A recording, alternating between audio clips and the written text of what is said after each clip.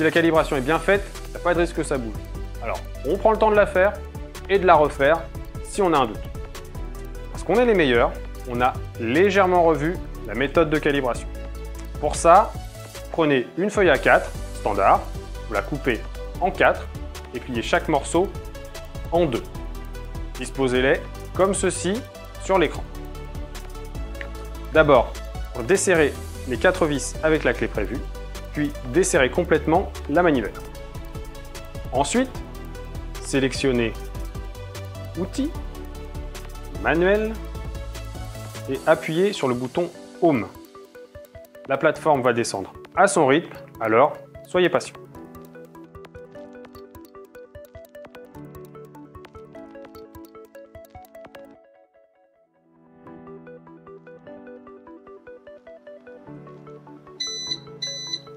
Une fois la plateforme stoppée, maintenez-la et resserrez les vis précisément dans cet ordre.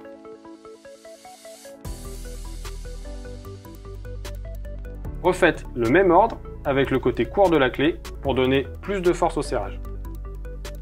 En faisant un serrage progressif, on s'assure que la plateforme reste bien en place. Une fois la plateforme serrée, on doit vérifier qu'elle est en pression égale sur chaque coin. C'est pour ça qu'on utilise 4 feuilles. Avec un pas de 0,10 mm, remontez une fois et vérifiez que la feuille dans le coin frictionne. Elle ne doit être ni coincée, ni trop lâche.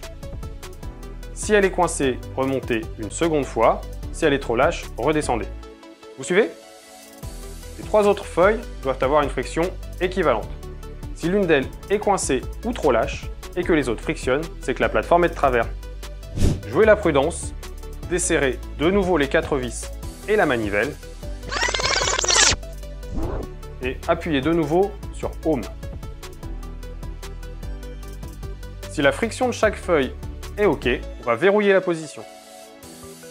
Pour ça, sur le menu, revenez en arrière et appuyez sur Fixer Z égale 0. Vous confirmez, la calibration est terminée.